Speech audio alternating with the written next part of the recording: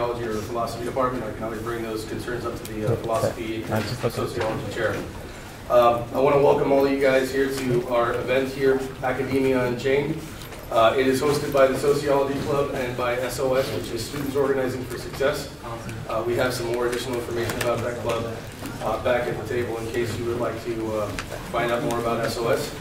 I have some announcements before we go ahead and start off this event of ours here.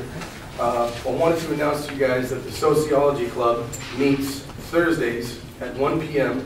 in the Behavioral Sciences Building in room 1301. It meets for 1 hour, and any of you who are in sociology classes, most likely your sociology professors will give you some additional points or extra credit. I can't guarantee that, but check with your professors. It'd be really awesome. I don't know if he's still doing it. Yeah. Also, I want to let you guys know about another event for Black History Month. It's going to be a panel of 3+ professors or other persons that we can find. We already have 2 of those locked down. They're going to be Professor James McKeever, who's going to be giving you this presentation, and also another professor of sociology, Professor O'Connell, who happens to be the reason why Professor McKeever is indeed a sociologist. So, well, amongst other reasons, obviously. Also, currently we're signing up people for the March in March. It's going to be an event that we're going to be joining or participating in, along with several other schools throughout the LACCD and throughout the state. So that event, what was going to happen is we're going to go ahead and leave on the 3rd to arrive on the 4th in Sacramento. There's more information about that at the table behind you, and there also should be some voter registration forms in as well. And the last thing is, I just wanted to go ahead and introduce the person that's going to be giving you this wonderful lecture. He's Professor James McKeever. He has been teaching here at Pierce for about 4 years, has been teaching at Valley for 7, has taught at CSUN and USC as a teacher's assistant. In addition to that, he's also formerly an officer of the probation department. He obtained a BA in sociology from CSULA. That's after getting an A in history over at Valley. And finally, he got his master's and PhD from USC. So give him a big round of applause.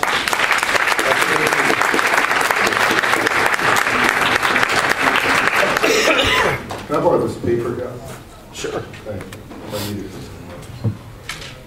I want to thank the Sociology Club. I also want to thank SOS, Students Organizing for Success. I want to thank all of you for coming out today. It's funny. I've got tenure now, so I can kind of say pretty much anything I want. Unless I beat the hell out of somebody, no one's going to fire me. But one of the things, I received emails asking me, what are you guys doing for Black History Month? I'm like, why the hell are you asking me? Oh yeah, I'm the black professor. So often, it's kind of like been this thing that it's kind of fallen on the BSU. We have the Black Student Union, and is Andrea here? Okay, Andrea's not here, but she's trying to revive that. And so on. It's also fallen on, whichever black professor they can find. And if you've been going here for a while, you know there's not too many black professors here. But I'm really happy to do it. I was a history major, like I said before. I was a sociologist and things, so I really do appreciate the opportunity. And I'm going to do a talk today called Academia Unchained, right? And I'm going to talk about a little bit more on what inspired me to do the talk, but it's basically seeing the movie Django Unchained with my wife. We went to go see it when we were in Sacramento. And I'll talk more about that later. But one of the things that happened with the 2 of us when we saw it is we talked about this movie probably for 2 weeks after the movie.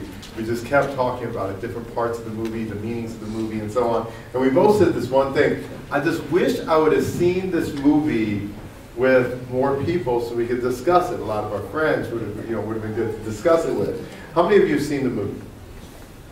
Okay, I promise not to give away too much of the movie if you see it. All right, and we can talk more about that if you can ask some questions, but keep in mind some people haven't seen it, so don't give away the end, even though I think the end's kind of obvious.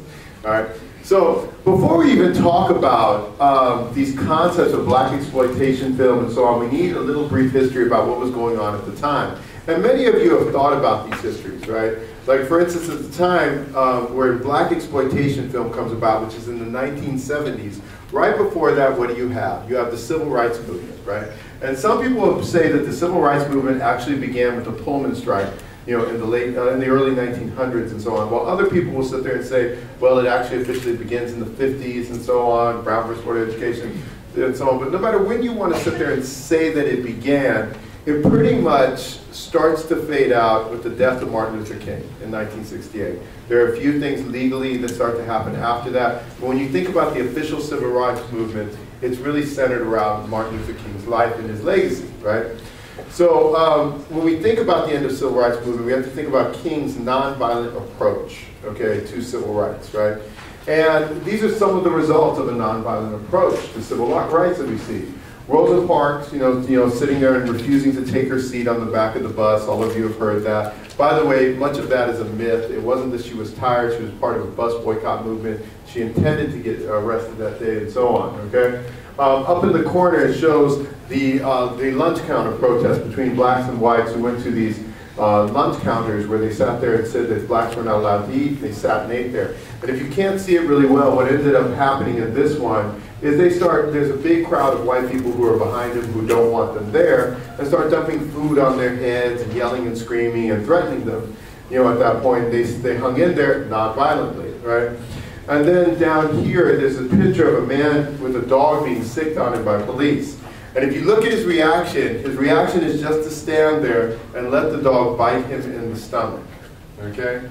So with all this nonviolence, but you see all these nonviolence from these African Americans, what do you see? A lot of violence from white police forces, and even in the case of, in some cases, white citizens, as it sits there and shows, as it shows here, where a bunch of white citizens had lynched 2 African American men, hung them. And this is a very important photo. I like to show this photo a lot because it shows how blatant this type of crime was. This is murder, okay? They didn't try these people. They drugged them out and they hung them. But you notice they're all turning and facing towards the camera. They're all smiling and so on. They don't care. Why? Because amongst them is the sheriff, okay? Amongst them is law enforcement. Amongst them are politicians and so on. And they didn't care about this. And this was this life of African Americans during this period of time all the way up to the 1970s, right? When you think about film in the 1970s, right? We talk about these concepts of the step and fetches, the Aunt Jemimas and the Sambos. How many of you have heard those terms before? Okay. When I was young, one of the worst things you could sit there and call somebody was a step and fetch it, okay? And step and fetch it was actually this actor, this actor right here. This is Step and Fetch It, actually, right? And that was his traditional role. He was always the one who sat there and walked up and said, "Yes, sir, boss, whatever you want, boss," right? And so on. And he would sit there and tap dance for white audiences and do those types of things. And us as young African American men in the 70s, and we'll talk about the Black Power movement influence on us, we thought it was an insult to be called the Step and Fetch It. And we hated this person, Step and Fetch It. We grew up hating this person, Step and Fetch It. Now, as I got a little older, and I started going through more, more academic classes that have to do with black history as well as the civil rights movement, black power, I started to sit there and understand Step and Fetch It a little bit differently. Step and Fetch It had few choices to make in film if he wanted to be an actor. If he wanted to be an actor, this was pretty much the only role that was available to him at the time. Because the images of African Americans there were the kind of Aunt Jemima characters. This is from Gone with the Wind, right? This is Scarlett O'Hara, and this is one of her slaves, one of her house slaves, right? There's this really ridiculous scene in Gone with the Wind. Even when I was a little kid, I thought, this is so untrue. There's a scene when the North is coming and invading Scarlett O'Hara's plantation, and some of the slaves come running in and say, Miss Scarlett, the Yankees are coming, the Yankees are coming. These slaves look scared. And God, that wasn't like that. More was the slaves ran in and said, Miss Scarlett, the Yankees are coming, and they're going to kill you. And so on. And they were perfectly okay with that. But it kind of showed these kind of kindly slave owners and so on, like Scarlett O'Hara, who takes care of her slaves and so on. Up here is right here is one of these cartoons of what they call the Sambo character. Up here is a cartoon of a sexualized black woman with very large thighs and very large lips, almost looking animalistic. Up here, these are the 2 characters, Amos and Andy, who were very well known back then. Before Amos and Andy actually came out as 2 black people, there used to be 2 white people who did them in blackface and so on. And over here is a very interesting person. His name is Paul Robeson, and Paul Robeson was actually a very left-wing communist, okay, who was spoke out against spoke out against racism, spoke out against capitalism, to the point where at one point the United States revoked his passport and wouldn't let him travel abroad. You know. Now Paul Robeson was a famous actor. He's the one who sings that song "Old Man River" that a lot of people have heard and so on and stuff. Very famous actor. And here he plays the Emperor Jones. He also played Othello, very strong black characters at a time when there weren't a lot of very strong black characters to play. But he was also forced to play, the slaves. He was forced to play Nigga Jim and Huck Finn and so on, because there just wasn't a lot for actors to do at the time. So out of this tradition of this non-violent civil rights movement, out of this tradition of all these racist images black people are forced to see all the time as they're growing up, I grew up seeing many of these. We don't even think about some of them now, and some of them you still see around. Like there's the cartoons of the magpies, and so on. Those magpies who speak like they're black people and so on. That's this racialized image of black people. Those are quite common. But from that comes the Black Power movement, okay? The Black Power movement comes directly out of the Nation of Islam in New York, okay? And in particular, it starts with Malcolm X, okay? Malcolm X comes out, and if you remember, he has this argument and dialogue constantly with Martin Luther King. Now, towards both the ends of both their lives, they talked about the eventuality of the two of them coming together and maybe doing work together in the future. But initially, when Malcolm X is part of the Nation of Islam, he wants nothing to do with Martin Luther King, okay? He's a follower of Elijah Muhammad at the time, wants nothing to do with Martin Luther King. Later, when he breaks away from the Nation of Islam, creates Muslim Inc., then he sits there and starts talking about even things like the eventuality of black-white unity and stuff like that, right? So from the Black Power movement, you get other movements like the Black Panthers, okay? This is actually a picture of Huey Newton here, who kind of poses as a warrior, okay? If you see, these are really different images than the Civil Rights Movement. Civil Rights Movement, these passive images of people being attacked by dogs and everything else, none of these people really look that passive, do they? In comparison to the same people. So Huey Newton was the head of the Black Panther Party. At one point when he got arrested by the police, he put Elaine Brown right here, a woman as in charge of the Black Panther Party. Stokely Carmichael started out with the Civil Rights Movement. He's the person who started the SNCC, the Student Nonviolent Coordinating Council. And then he decided nonviolence was not the way, okay? Now, let me make something clear too. When you say that nonviolence is not the way, are you saying that you're advocating for violence? No. So what were they advocating for? Equality. Equality, definitely. But when it came to the idea of violence versus nonviolence, what were they actually advocating for? Self-defense. Self-defense, thank you very much. That's what it was, self-defense. Malcolm X used to have this saying, if a man comes to your door with a knife, you answer your door with a gun. Now, is he saying, I want you to go take a gun and go shoot people in the street? No, he's saying if someone is coming to your door with a knife, why do they have that knife in their hands? To hurt you or your family. Why would you allow that to happen? All right? You need to sit there and kill that person. There's a famous story about the Black Panthers and the way they started. That Huey Newton was out there with a bunch of Panthers. They actually started because they wanted a stop sign built in the neighborhood, right? And they wouldn't do it, so they advocated for getting the stop sign built. And then they started doing free lunch programs. But at one point, Huey Newton, they started donning these leather jackets like you see up here on Stokely Carmichael, right here, and Eldridge Cleaver. They're wearing these leather jackets and so on. They start wearing these berets, and Huey Newton goes with his leather jacket and his beret and a group of about 6 black men, and they're carrying shotguns with them, right, through the streets of Oakland, because that's where they started, was in Oakland, right? And they're walking around the streets of Oakland with these shotguns, and the police roll up on them, and they say, hey, give us those shotguns, nigga. Huey Newton's like, no, I'm not going to give you the shotgun. He was college educated, he had a PhD and so on. So he sat there and he said, it's not illegal for me to have the shotgun. And then he calls off the ordinance for them, the ordinance number, to let them know that this is the ordinance. And he reads off the law, out of his head, right?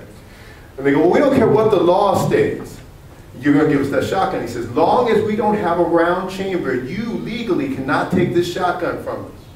He said, well, we're going to take it from you anyway. At that point, what they say what Huey Newton did was he chambered around. He went shh, like that. And they said behind him, you hear this shh, And they all came around. You know what the police did? They took off. You know, they weren't prepared for this. They weren't prepared for this idea that this group of people were going to stand up to them. I try to point out to people, you had a lot of violence at non-violent protests. A lot of violence. Dogs being sick, fire hoses, people being beat. How much violence did you have at one of Malcolm X's rallies? None, until the last day he died. And he got shot. That was the only violence you had. Why? There was no way the police were going to walk into the Nation of Islam and start beating black people. Why not? Yeah, black people weren't going to take it. You were going to walk in there, hit a black man, you were going to walk out in a body bag at that point. You were not going to beat our people, okay?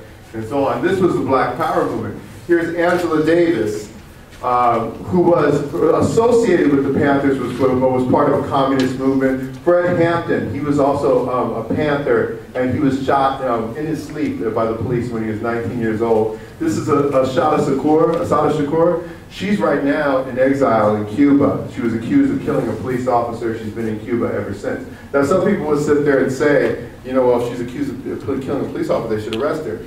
But one of the things that happened was there were a lot of false accusations made against Panthers, okay, and so on, and they were arrested. One of the most famous cases was Ronald Pratt, who was arrested, put in prison for over 20 years, and Johnny Cochran got him out before he died. OJ's attorney, he got him out before he died. And you know, they sat there and said, yep, we'll drop the charges, because there were false charges. They said he had killed someone in LA when he was in Oakland. And all the witnesses said he was in Oakland, except for one witness who said he was in LA, who said he saw him do it. The one witness was an FBI paid informant, so it wasn't a very reliable witness. So they showed that, you know, Cochran showed the evidence was really poor against him and everything else, and they ended up having to release it, okay?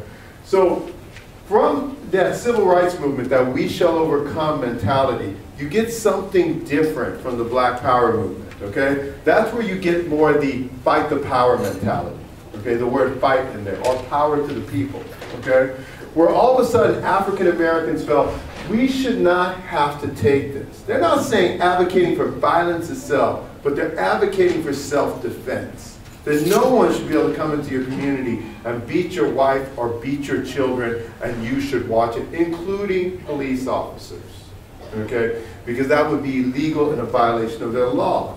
So we talked about those images before from movies, but from that develops black exploitation film. So black exploitation film is a film genre that comes about as a response to the Black Power movement, okay? All of a sudden they see all these people calling for black power and everything else. And it was made for a black audience by white movie producers, sometimes even white directors. One of the most famous black exploitation films, one of the most expensive ones, was made by Dino De Laurentiis. He was a very famous producer back then, who would make these really large movies. And one of the most expensive ones is this movie called Mandingo, okay? Which is about this black slave who has a consensual relationship with the wife of the son of the white slave owner who rapes a black woman. The white guy rapes a black woman and so on. And it doesn't end up well for him. They end up, I think, boiling him to death in the end of the movie, which was a common practice to do to slaves back then, all right? But it was made for a black audience, right? But it was a capitalist attempt to cash in on the Black Power movement. It wasn't really made because they wanted to be kind to this black audience, but they saw this black audience now with affirmative action and everything else with better jobs, has a little more disposable income. How can we get them to come watch some more movies? Well, we'll create some of these movies. The problems with these movies is that they did show a different image. It wasn't the step and fetch it, oh yes sir, whatever you do sir, okay? It was the more kick-ass image, okay? You had characters like Shaft over here. It's one of my favorite black exploitation films. I used to watch these when I was a kid on black and white TV and stuff. I was a little kid, and we had this little tiny black and white TV, and they used to show them like on Channel 5, KTLA, and stuff like that in the afternoons all the time. So I've seen just about every single one of these movies. And one of the best ones is Shaft. Shaft's the best movie. Superfly's the best soundtrack. Curtis Mayfield, okay? All right, and so on. Absolutely. Amazing soundtrack, okay? But Shaft is about this police officer. He's a police officer who sits there and fights corruption. Now, in many of these black exploitation films, there's like this common theme. One of the common themes is there's a lot of black guys doing a lot of bad things out there, okay? So these people are going to kill a lot of those black guys. But at the very top of this ladder of evil is a white guy controlling the whole thing, okay? And this becomes like the common theme of black exploitation films, right? So Superfly is this pimp, like with a very good heart, okay, and so on, and everything else. You know, I don't remember what Dolomite was about anymore, but you see these sexualized images of women next to them and everything else. And then there's this movie, there's Three the Hard Way, another one of my favorites, with Jim Brown, Brett Williamson, and Jim Kelly, who are these three guys. One knows martial arts, the other two can shoot people really well, okay, and so on. And they go out there and they kill people and so on. And then you have also these, you have women who get involved in this too. In particular, this one woman, Pam Grier, becomes probably the most popular black exploitation film actor or actress, period, okay? Because while, you know, like many of these people would get different roles here and there, Pam Grier almost becomes the face of any woman that does this movie. So she does Foxy Brown and she does Coffee, which are two movies about women who get done wrong by men, and then they enact violent revenge against those men, okay? So, while some of these images are far more empowering than the past images of the Sambos and the Aunt Jemimas and so on, they still fit into this kind of stereotype about what black people are really about, okay? Bottom line is, you know how we're gonna solve shit? By killing motherfuckers. That's how it's gonna end, okay? We're gonna end up killing somebody and so on, right? So they still fit into this kind of racialized stereotype.